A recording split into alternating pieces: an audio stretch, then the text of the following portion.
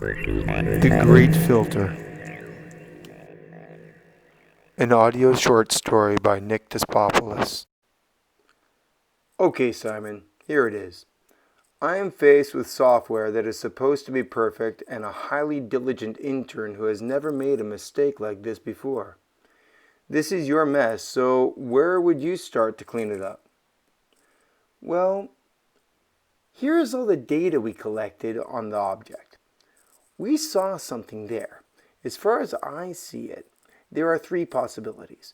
The first is that there was a sensory artifact associated with the other object I was measuring at the time, demonstrating a flaw in the software. The second is that I somehow made a mistake and took a double reading.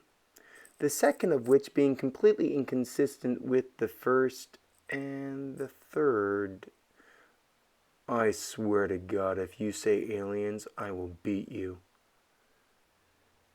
The object's movement is inconsistent with the laws of gravity. Okay, you didn't use the word aliens, so I won't beat you. Instead, you get to go through the code line by line looking for anything that might have caused a sensory artifact. What are you going to do? I'm going to make some calls and see if anyone else has sighted your alien. Thank you for calling NASA Space Propulsion Laboratory. How may I direct your call? Hi, is that Stacy? Yes, it is.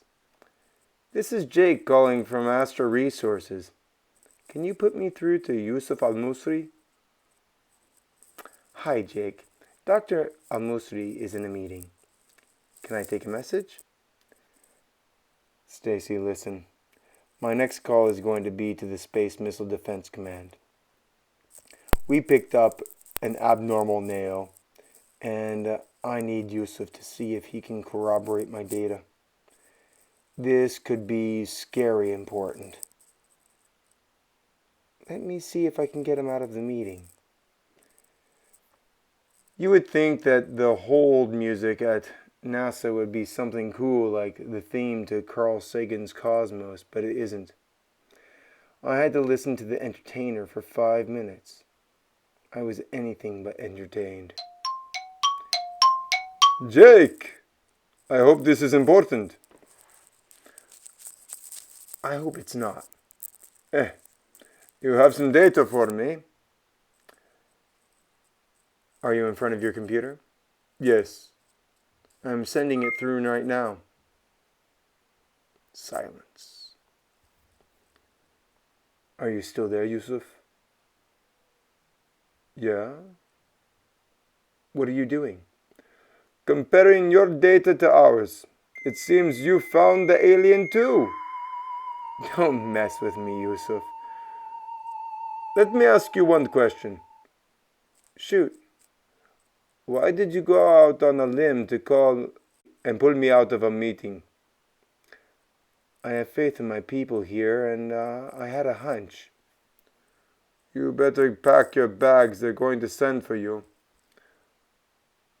What's happening? It's changed its axis of approach and is on an orbital trajectory for our southern pole.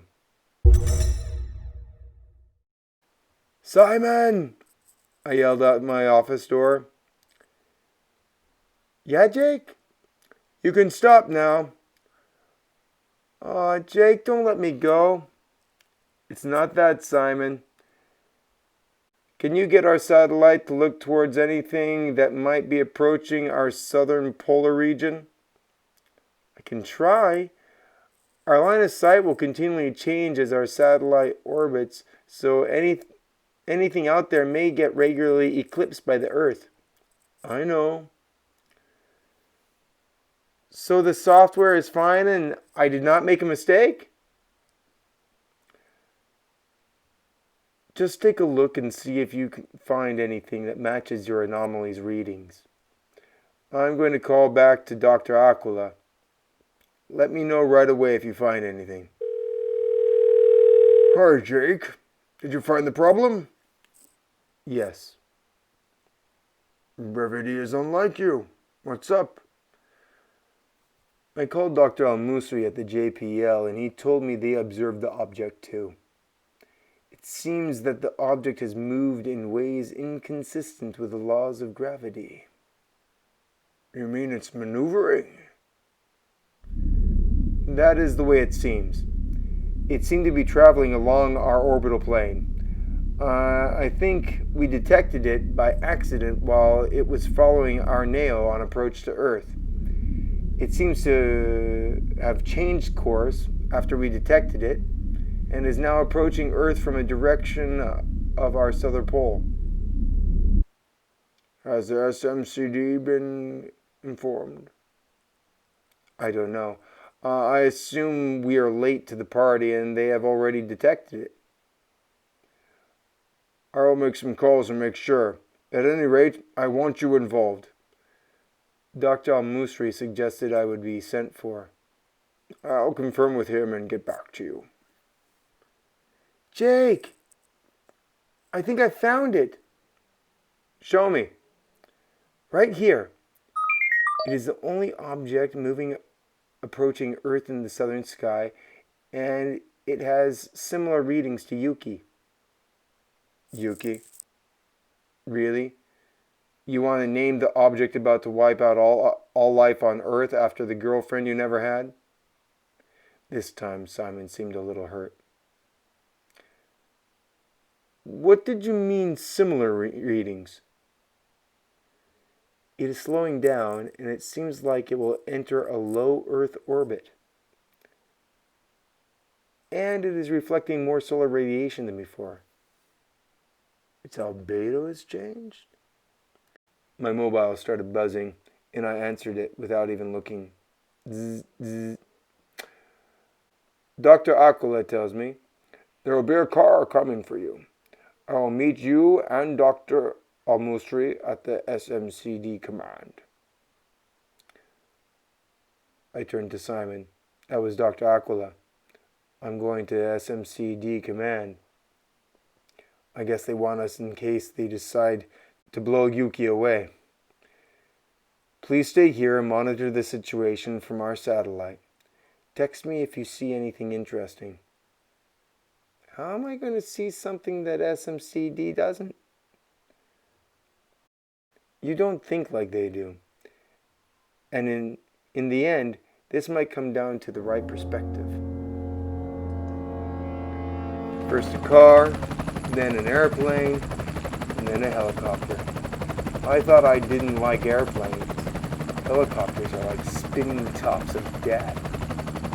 I need a drink, but the entire world is dry. At this point, I would even smoke a cigarette if it was allowed. Instead, I am left furiously snapping the rubber band I wear on my wrist to no avail. It is nighttime when the helicopter lands. I stumble on the tarmac to find Yusuf waiting for me. He hands me a flask. I look at him skeptically. Glenlivet 18 years. Your favorite. I take a big greedy gulp and the combination of booze and my feet on the ground calms my nerves. Thanks for the haram. You are welcome, Kafir. We both have a little laugh. Where is Dr. Aquila? I ask. He's inside already. Come on. They are waiting for us. Inside we gather in a boardroom for a meeting. We are all seated, Yusuf, Dr. Aquila, several other people I do not recognize, leading astrophysicists and even a xenobiologist. Also seated in the room are several high-ranking military officers from the various armed services. Just as I was thinking to take another drink from the flask Yusuf gave me, in walks the Joint Chief of Staff, with an entourage of other important-looking military types. Yusuf turns to me. You cannot imagine the limitations we are faced with here. What do you mean, I ask. We know nothing about this object. Our instruments are inadequate, and the military will continue to keep valuable data compartmentalized. How are we expected to help then? Then the Joint Chief booms in his Texas drawl. All right, gentlemen, thank you for coming. I'll cut to the chase. You learned men have 10 minutes to convince me not to blow that thing away. Dr. Aquila says, but it would take at least an hour to spool up a missile to target the object. The Joint Chief responds, our welcoming committee is ready to meet our visitor. What are you waiting for? Blow it up, I say. Better safe than sorry. What? Yusuf is surprised by me. This is the most important event in human history. The opportunity for discovery is unparalleled. I reply, this could be the final event in human history, and we only have one chance to get this right. Dr. Aquila rejoined, it is slowed down and is approaching an orbit. If we commit a hostile act, we might precipitate a war against a civilization much more advanced than our own. If they wanted us dead, they probably have the capacity to kill us before we even knew they were out there. If they, or it, is so advanced, why not send us a message and say, hi, just stopping for a visit. Please don't kill us, I say. All right, you are Dr. Who? The Joint Chief asked me. No, I'm Mr. Issacsen, Jake Issacsen. Did I mention that I do not have a PhD? I tried, but I could not stand the politics of it all. Then there was all the bullcrap working at NASA as a doctoral candidate and not qualifying for my position once it became apparent that I was not going to complete my doctorate. Never mind that I was one of the most creative engineers who ever worked at the Jet Propulsion Laboratory. And now this ape in a uniform was looking at me cross-eyed because I could not be bothered to kiss academic ass just for a couple extra letters on my name. I was so much happier retreating to the startup world where the potential payoff was so much greater and Dr. Aquila only cared about competence. In the private sector, merit and performance are valued more than titles. I imagine it is much like that in your line of work, sir. I snapped at the general. Mr. Issacsen is one of the best engineers and project managers I know, interrupted Dr. Aquila. He is also the member of my team who first observed the object. Yusuf also defended me. I worked with him at the JPL. He is a sound scientist and offers alternative perspectives. I happen to disagree with him tremendously in this moment, however. As do I, added Dr. Aquila. It's not like a scientist to want to shoot first and ask questions later. I would love it for you to make me feel good about nuking whatever the hell that is. All right, it's like this. Whatever it is, it demonstrates intelligence. It travels through space and has attempted to go undetected. When we surveyed the NEO and decided to survey the object, it purposefully abandoned its position near the NEO and adjusted its course to approach Earth from a southern vector. This indicates a second attempt to approach our planet undetected. We are dealing with an alien intelligence that is deliberately trying to sneak up on us. In nature, predators sneak up on prey. I think we may be in tremendous danger. And they just may be intelligent enough to fear announcing themselves to us. Perhaps they don't want anything to do with us, said Yusuf. Why are they here if they don't want anything to do with us? Asked the general. Dr. Aquila answered. Human scientists visit the North Pole to drill ice core samples, and the last thing they want to do is encounter a polar bear. All right, interrupted the general. Dr. Almostri, your team has come up with a plan to communicate with it? Yes, General. he answered. We do. How long will it take to implement? We are ready now.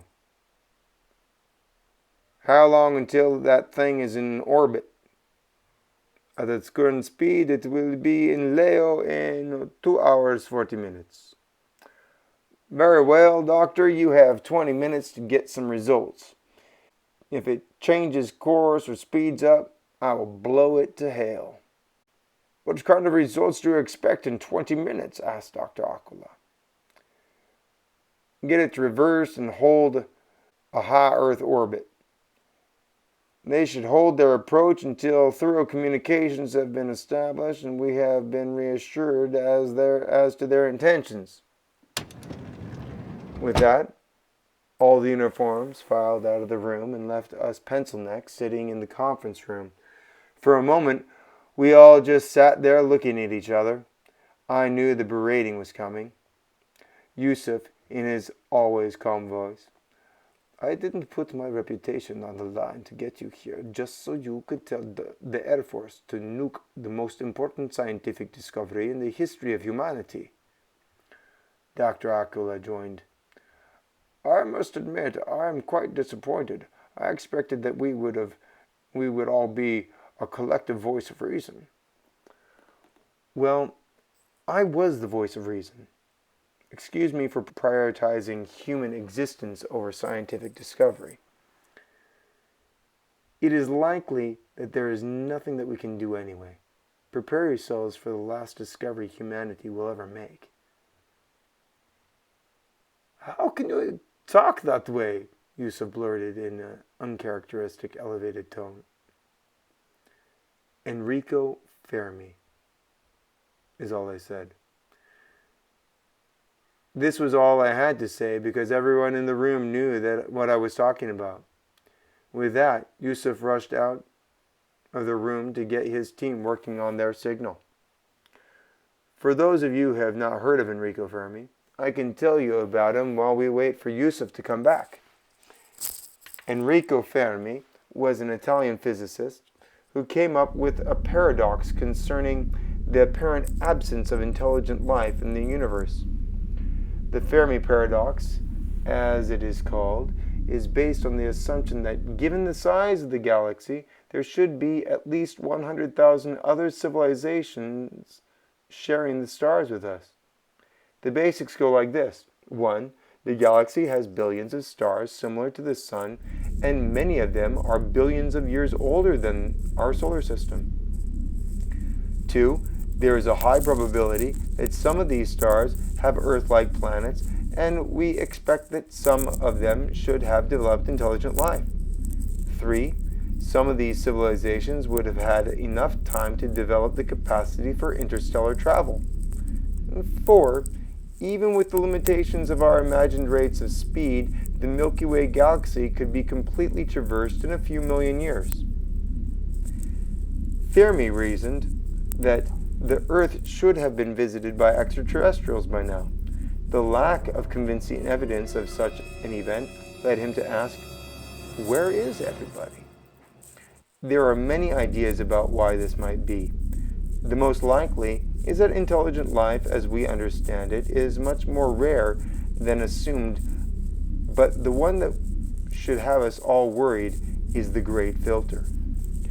The idea of the Great Filter was first proposed by an economist named Robin Hanson. Hanson came up with a list of 9 steps that must be fulfilled before we achieve interstellar travel.